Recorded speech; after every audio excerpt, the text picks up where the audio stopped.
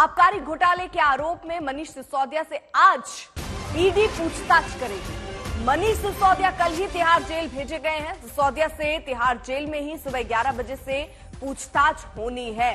तो बड़ी खबर आपको बता दें, मनीष सिसोदिया की मुश्किलें बढ़ती हुई आबकारी घोटाले के आरोप में मनीष सिसोदिया से आज सीबीआई के बाद, यानी सीबीआई के लंबे सवाल जवाब के बाद आज ईडी भी पूछताछ करने वाली है। मनीष सिसोदिया कल ही तिहाड़ जेल भेजे गए हैं। 20 मार्च तक मनीष सिसोदिया को तिहाड़ जेल में रहना होगा।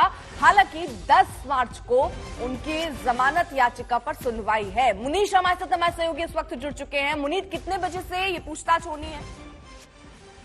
अर्पिता, देखिए, इस मामले में जो इन्फोर्समेंट डायरेक्टरेट यानी कि प्रवर्तन निदेशालय है, लगातार इस मामले की जांच कर रहा था और आज जो जानकारी हमें मिली है उसके मुताबिक 11 बजे के बाद जो प्रवर्तन निदेशालय के अधिकारी हैं वो तिहाड़ जेल पहुंचेंगे मनीष सिसोदिया से पूछताछ करने के लिए। ये पूछताछ अपने आप में इसके लिए अहम हो जाती है अर्पिता, क्योंकि बहुत मुमकिन है कि इस पूछताछ के बाद में मनीष सिसोदिया की गिरफ्तारी हो जाएगी। गिरफ्तारी क्यों मनीष सिसोदिया के लिए मुश्किल है? क्योंकि देखिए, इसके पहले सीबीआई ने उन्हें गिरफ्तार किया था। सीबीआई मामले में 10 मार्च को उनकी बेल एप्लीकेशन सुनी जाएगी, यानी कि मनीष सिसोदिया के लिए अगर कोई राहत मिल सकती है तो वो कोर्ट से अगर उनको बेल मिल जाती है। लेकिन अगर इस मामले में ईडी गिरफ्तारी कर लेता है तो बेल मिलने का कोई फायदा मनीष सिसोदिया को नहीं होगा, क्योंकि ईडी पूरी कोशिश करेगी कि मनीष सिसोदिया को पहले 14 दिन तक हिरासत में रखा जाए और 14 दिन के बाद में उन्हें फिर से दोबारा जेल भेजा जाए। यानी कि इस मामले में अगर मनीष सिसोदिया को कोई राहत चाहिए तो ना सिर्फ सीबीआई के मामले में बल्कि ईडी के मामले में भी उनको बेल मिलने की जरूरत होगी। और इस पूरे मामले को अगर देखिए, इस मामले में पहले विजय नायर और बाकी आरोपी गिरफ्तार हुए थे सीबीआई की तरफ से, बाद में ईडी ने गिरफ्तार किया। सीबीआई मामले में उनको बेल मिल गई, लेकिन ईडी मामले में आज तक किसी भी आरोपी को बेल नहीं मिली है। और यही वजह है कि मनीष सिसोदिया की अगर गिरफ्तारी होती है, ईडी अगर उन्हें गिरफ्तार करती है prevention of money laundering act के तहत, तो मनीष सिसोदिया की मुश्किलें काफी बढ़ जाएंगी। हो सकता है कि अगले कुछ महीने उन्हें जेल के अंदर ही बिताना पड़ेगा। आज की जो पूछताछ है कुल मिलाकर शराब नीति को लेकर ही होने वाली है, लेकिन ये पूछताछ सीबीआई की पूछताछ से थोड़ी अलग होगी, क्योंकि इसमें सीबीआई क्रिमिनल कॉन्स्पिरेसी की जांच कर रही थी, भ्रष्टाचार की जांच कर रही थी। लेकिन ईडी का ये दावा है कि उनके पास में मनी ट्रेल है, पैसों का जो लेन देन हुआ है उससे वो मनीष सिसोदिया को जोड़ने की कोशिश करेंगे। विजय नायर को जो 100 करोड़ रुपए आए थे उससे मनीष सिसोदिया को जोड़ने की कोशिश करेंगे और उनका कहना है कि उनके पास में ठोस सबूत है। तो कहीं ना कहीं अर्पिता, आज मनीष सिसोदिया की मुश्किलें काफी बढ़ती हुई दिख रही हैं, क्योंकि जो ईडी है एक लंबे चौड़े सवालों की फहरिस्त के साथ में तिहाड़ जेल पहुंचेगा और उसके बाद में पूछताछ के बाद वो तय करेगा कि उनकी गिरफ्तारी आज करनी है या फिर अगले आने वाले कुछ दिनों में। मुनीष, जरा एक चीज समझाइए, क्योंकि सीबीआई के केस में जब सीबीआई रिमांड पर लेने की कोशिश कर रही थी मनीष सिसोदिया को, हर बार कोर्ट में ये बात कही गई कि जांच में सहयोग नहीं हो रहा है, जिसकी वजह से रिमांड पर और लिया जाना है। क्या ईडी भी इस तरीके से करेगी, या आपको लगता है ईडी के पास ठोस सबूत है जो कोर्ट में रखकर रिमांड की डिमांड हो सकती? जी अर्पिता, ये बहुत ही इंपॉर्टेंट सवाल है। देखिए, सीबीआई का जो मामला था उसमें फिर भी थोड़ी रियायत होती है आरोपी के पास में, क्योंकि उसमें जो जिम्मेदारी होती है वो जांच एजेंसी यानी कि सीबीआई की होती है कि आप इस मामले को प्रूव करिए कि आखिरकार इसको साबित करिए कि आखिरकार मनीष सिसोदिया ने गलत क्या किया है। सबूतों के आधार पर आपको ये साबित करना होता है कोर्ट के सामने।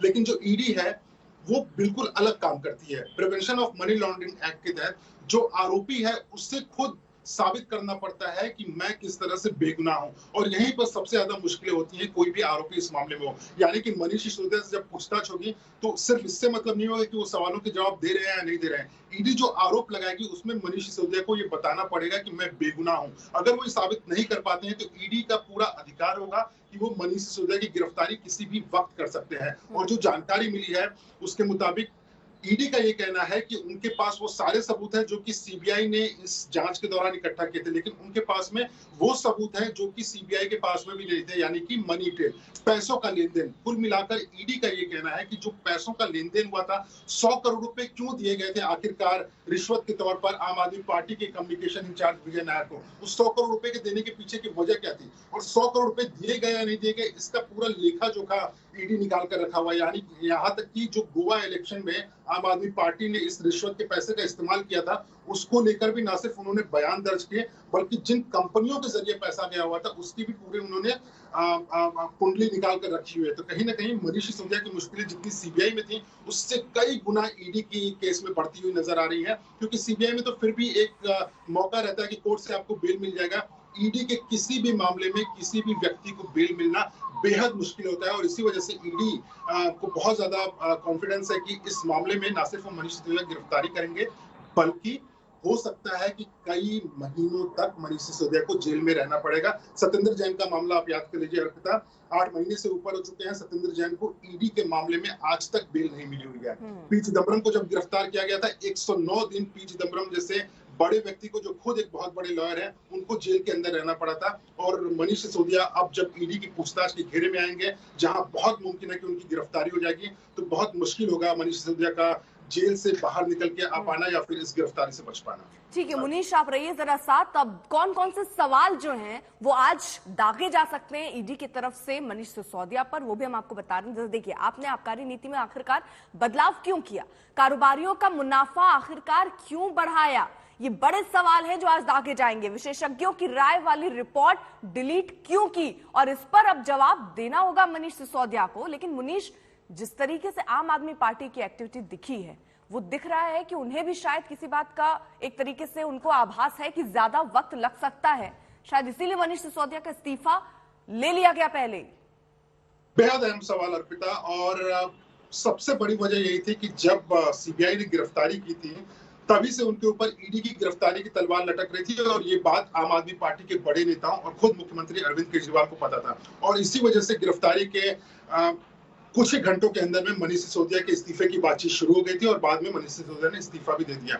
आम आदमी पार्टी को भी ये पता है कि वो चाहे कितनी भी कोशिश कर ले, कितनी भी कानूनी लड़ाई लड़ रहे हैं, और इस मामले में भी आप देखिए वो सुप्रीम कोर्ट तक गए थे, उसके बाद उन्होंने बेल एप्लीकेशन कोर्ट में डाली, लोअर कोर्ट में, राहत कहीं से मिली नहीं अभी तक।